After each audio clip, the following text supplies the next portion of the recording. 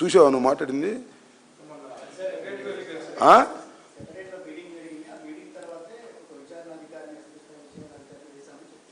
అట్లాగా ఏందే ఈ కథలో నాకు అర్థం కాలేదు.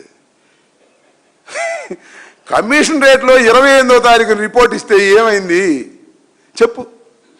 28వ తారీఖున కనకదుర్గ అనే అడ్వకేటు కమిషనరేట్లో కంప్లైంట్ ఇచ్చారు. ఏమైంది ఆ రోజు నుంచి? అంటే హిబియస్ కార్పస్ చేసిన తర్వాత మాత్రమే పవన్ కళ్యాణ్ గారికి గుర్తొచ్చిందా? కోర్టు వారు ఆర్డర్ అని కొట్టిన తర్వాత వచ్చిందా చెప్పు? అంబటి రాంబాబు మాట్లాడిన తర్వాత వచ్చిందా? జగన్మోహన్ రెడ్డి గారు ఇంటికి వెళ్ళిన తర్వాత వచ్చిందా?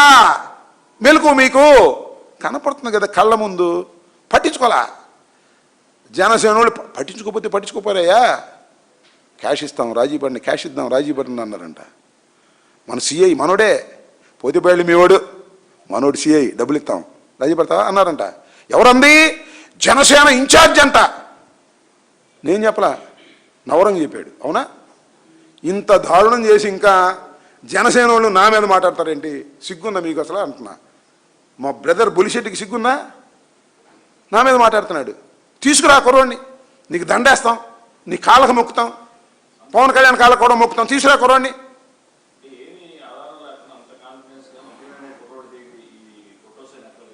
ఎవరు? ఇవన్నీ కేసు పెడతాన్నారు కదా, కేసు పెట్టి విచారణ కూర్చో. Brother you are a journalist, నీకు సోర్స్ ఉంటుంది. సోర్స్ చెబుతావా? నేనేమైనా సృష్టించానా? ఇవి నాకు ఒక సోర్స్లో వచ్చినాయి, నేను నమ్మాను, రిలీజ్ చేశాను, వైరల్ అయింది. ఓకే, ప్రభుత్వం భయపడింది, కేసు రిజిస్టర్ చేసింది. ఓకే, ఇది ఫాల్స్ అయితే క్షమాపణ చెబుతా. తీసుకురమ్మను ఆ కుర్రోడిని, ఆ కుర్రోడిని తీసుకురమ్మను. నేను ఫాల్స్ ఫోటోలు పెట్టినందుకే అనుకుందాం కాసేపు, నా మీద కేసులు పెడతారు. కుర్రోడిని చంపితే 40 రోజుల దాకా సై. ఏంటిది? What is this administration? నాకు అర్థం కాల. నన్ను పిలవమనండి. అసలు నిజంగా ఫేక్ ఫోటోలు అయితే ఒప్పుకుంటాను. నేనేమైనా సృష్టించానా? ఐ హ్యావ్ మై సోర్స్ ప్రకారం వచ్చింది. పోలీసులు అందరూ ఆళ్ళోళ్ళే ఉంటారండి. పోలీసుల్లో మా వాళ్ళు లేరా? మాలోని మనిషివి, మా మనిషివి నీవు, పొట్టకూటికి నీవు పోలీసు అయినావు. ఉంటారు, మా వాళ్ళు కూడా ఉంటారు, మాకు దేశంలో కూడా ఉంటారు. డీజీపీ ఎప్పుడు మాట్లాడాడు? డీజీపీ, ముఖ్యమంత్రి మాట్లాడు, డీజీపీ మాట్లాడు, హోంమంత్రి మాట్లాడదు, సిఐ మాట్లాడు. అదృశ్య శక్తులు మాట్లాడుతుంటాయి. దేనిలో? ట్విట్టర్లో, ఇన్స్టాగ్రామ్లో, యూట్యూబ్లో. సాయి కృష్ణ గొప్ప హంతకుడు, అండర్ గ్రౌండ్ మనిషి, 1000 కోట్లు సంపాదించి ఏని చెబుతున్నారు. ఎవరు మాట్లాడరు? హోంమంత్రి మాట్లాడదు, ముఖ్యమంత్రి మాట్లాడు, పిలిచి ఓదార్చుకుంటారు. కమిషనర్ మాట్లాడు, ఒక ప్రకటన రిలీజ్ చేశారా? మనిషి బతికున్నాడు, మేము తీసుకొచ్చి ప్రొడ్యూస్ చేస్తామన్నారా?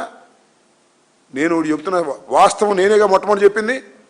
మనిషిని భస్మం చేశారని చెప్పానా లేదా మీడియా పరంగా? కాదని చెప్పమను, ఈ ఫోటోల సంగతి తీసేయి. కాదని చెప్పమను. ఉన్నాడు, ఇడిగో వస్తున్నాడు అని చూపించమండి సాయికృష్ణని.